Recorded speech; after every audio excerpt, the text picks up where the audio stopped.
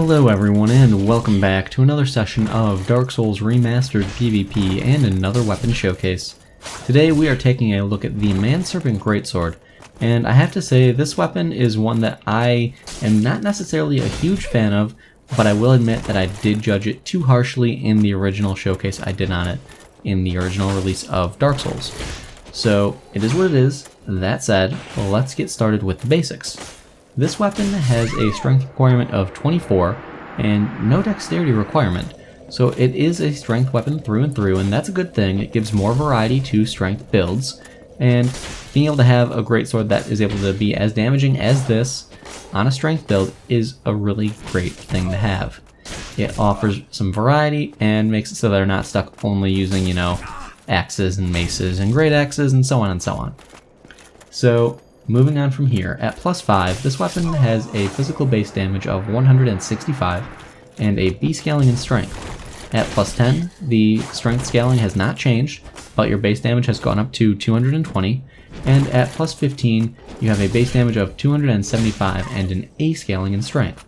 So this is similar in a way to the Murakumo, if you think about it.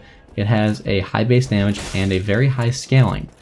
So it is what it is. The damage on this weapon is phenomenal without requiring much in the way of stat investment compared to something like the Claymore or the Bastard Sword in order to have its peak damage output, there.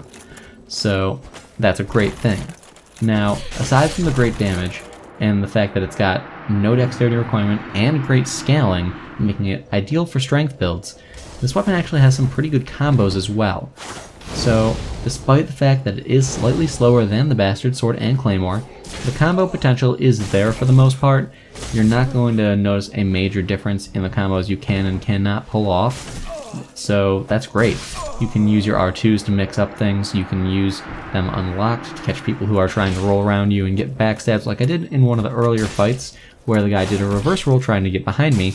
I did an unlocked R2 in order to catch him and keep myself from getting backstabbed. The benefit there also is in the fact that the R2s have a higher poise break, so it's more likely to stun people, and that's great. Now, aside from that, the attacks do have a decently wide swing with the R1s when one-handing and the R2s when two-handing. However, the R2 when one-handed is easily parried. It's good for a mix-up if someone's trying to parry your R1, if they're expecting an R1, and they time their parry as such. You'll end up hitting them with an R2, and that'll work out just fine. R2s when two-handed are great because you can unlock with them and they can cover such a wide area. However, if you're not unlocking with them, they are quite slow, and you're pretty much asking to be parried if the person has a shield out, so be careful with that. Now, another thing with that is because the weapon is slightly slower than the Claymore and the Bastard Sword, it will be slightly more easily parried. I don't think that's a huge deal, to be honest with you, if you're playing smart with your weapon.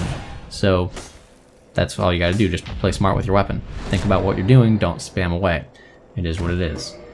The other major con of the weapon, I would say, is that it is slightly heavy for a greatsword. It's more along the middle tier of weight for them at 10 units. The Bastard Sword and Claymore are lighter at 6. However, they do require more stat investment in order to be fully functional and have the majority of their damage actually being present. So that's something to bear in mind. That said, there's basically nothing else that I really need to go over with this weapon. It's fairly straightforward.